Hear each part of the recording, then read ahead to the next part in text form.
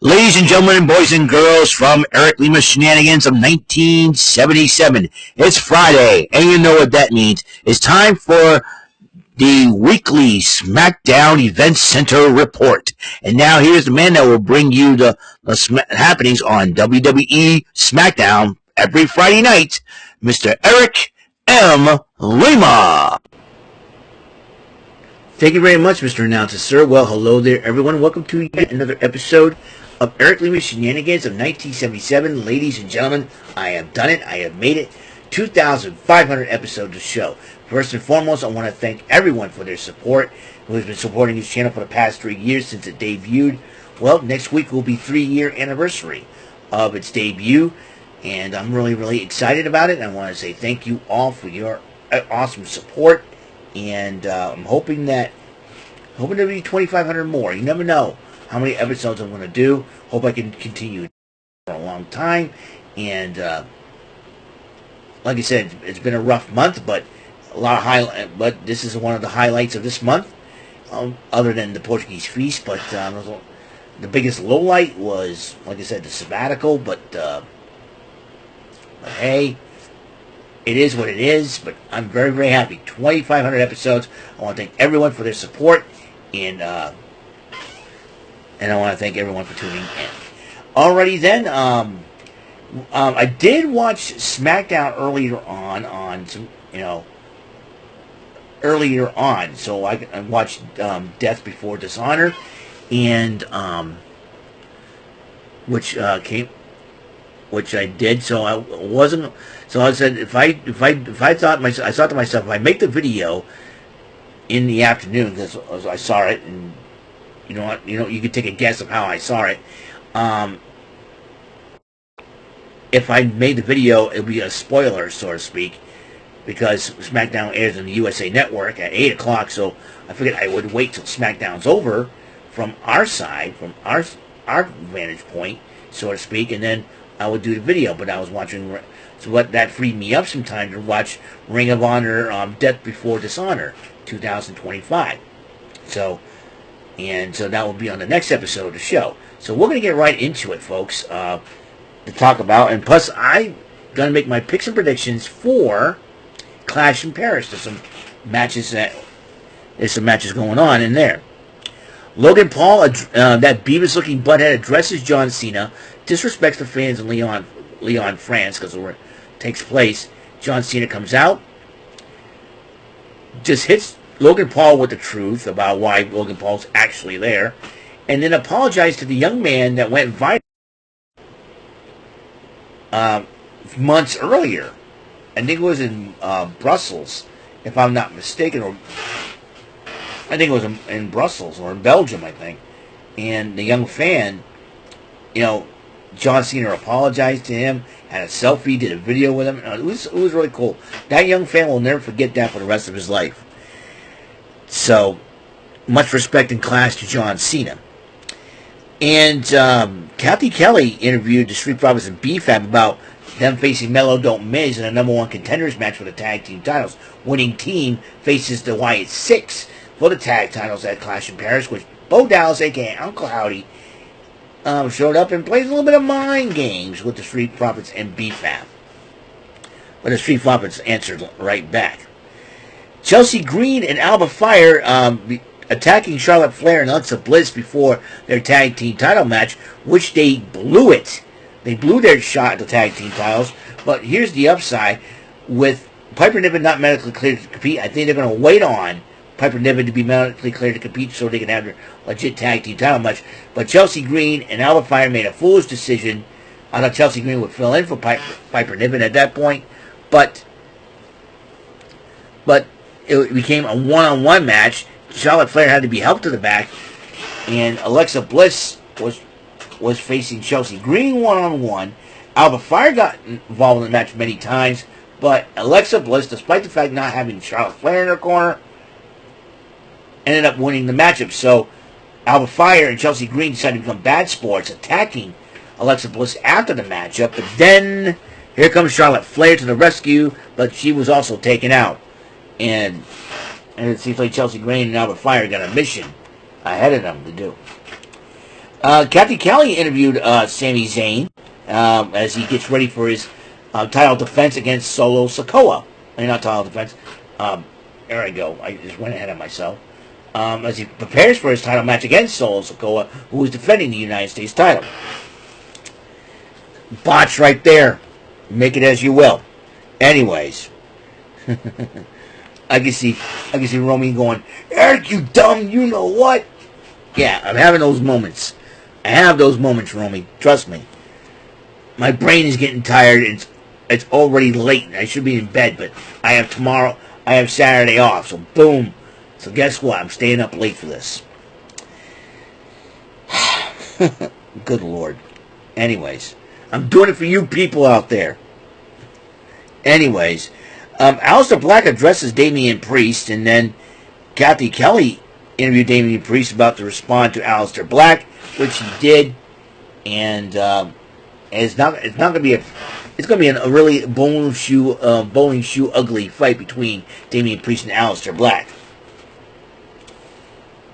Then Michin went one-on-one with Kiana James with the proposition that if Michin beats Kiana James, she gets a future women's United States title shot against Julia. Well, Michin beat Kiana James in record time. The match ended up being short, about 3 seconds, I think it was. And all of a sudden, here comes Julia attacking Michin from behind, and Kiana James chimes right in and says, this is what you wanted, right? You wanted a title match. So, I'm sure Nick Aldis will be very, very pleased of Julia's actions.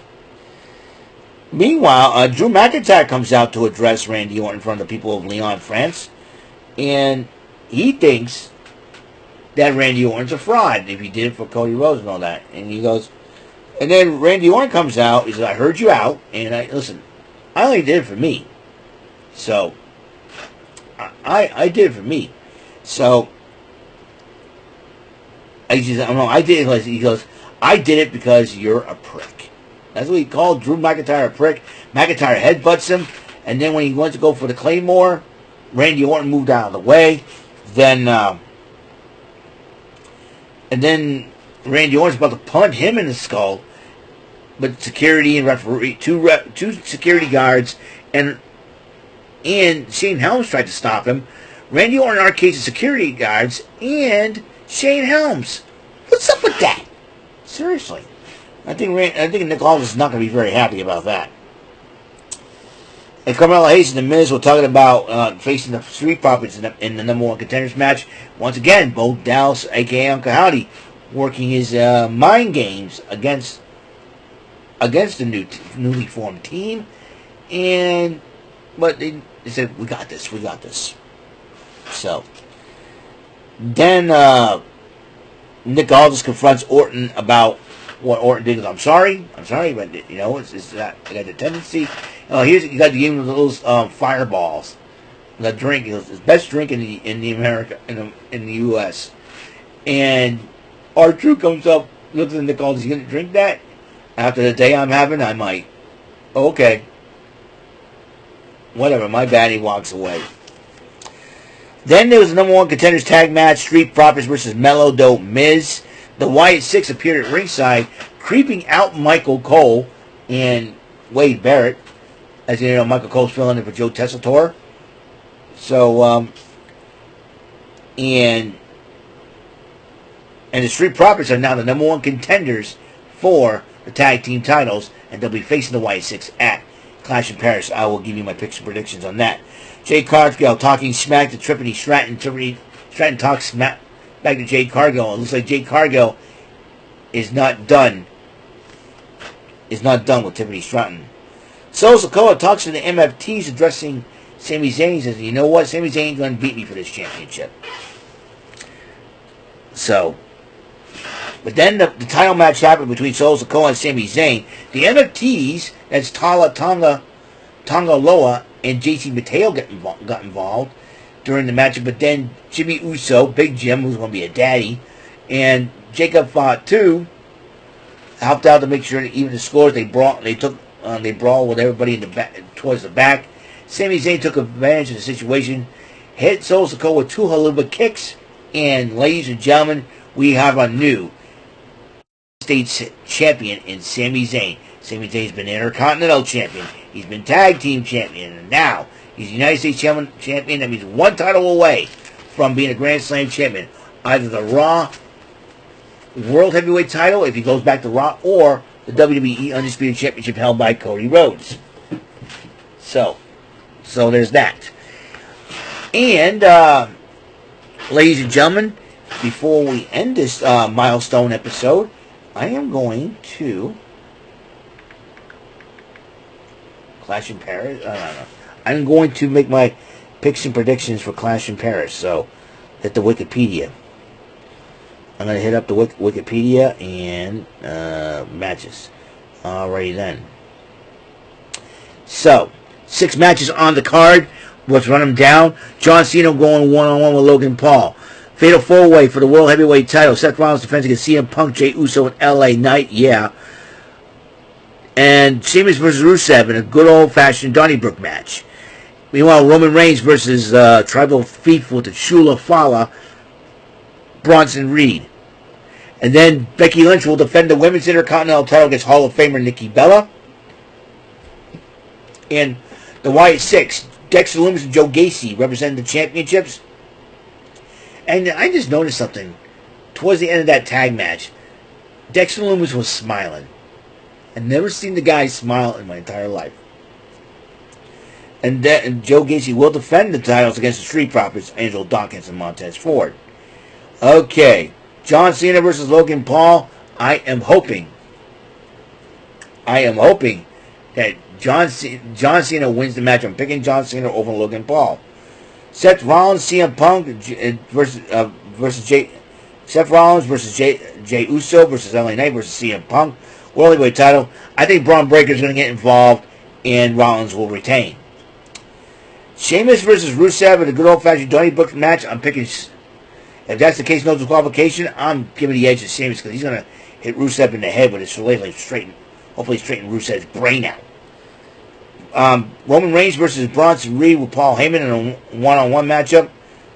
I'm picking Roman Reigns to not only win the matchup, but take back his 2 pairs of shoes that Bronson Reed's using as his Shula Fala for the Tribal Chief over Tribal Thief.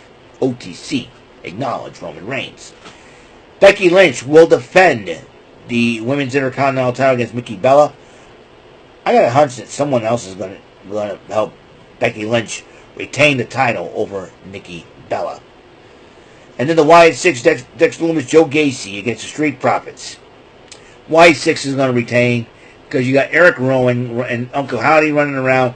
Who knows Sister Abigail could be very unpredictable, but you got B-Fab getting the job. Making sure that is even up. But with the Uncle Howdy and Eric Rowan, I say the Wyatt Six are going to retain. So, yeah. So that is it for the 2500th episode of Eric Lima Shenanigans 1977. Again, I want to thank everyone for their full support. As you know, next week will be the 3-year anniversary of the show, as well as I'm making. I think I'm going to return, unless they say otherwise, from my sabbatical, from live reacting to Monday Night Raw, Rant and Rave, and Chilling with Jordy. And so I'm kind of looking forward to next week as I make my return to interact with friends again, to interact with chat. I'm going to be interacting. I have not interacted with the live chats from all those 3 shows, including Bofus, anything that Chayton does on his channel, and anything David does on the Network 3000 channel. I have decided to cut myself out until the sabbatical is up, and that will be not too far off. Thank you for tuning into the show. I want to thank you guys for watching. So next up, it will be the Ring of Honor Death Before Dishonor pay-per-view for 2025. Great matchup that was. So look forward to it. Until next episode comes rolling around, Mr. Announcer, take us home. That is all for today's episode of the show. This is Mr. Announcer speaking for Eric Lima Shenanigans of 1977. A Big Beefy E and do it for Bob Saget production, and in association with a Raving Bull for 3000 Telepictures and Distribution. Thank you for watching another episode of Eric Lima Shenanigans of 1977. See you later on the next episode of the show. Goodbye for now.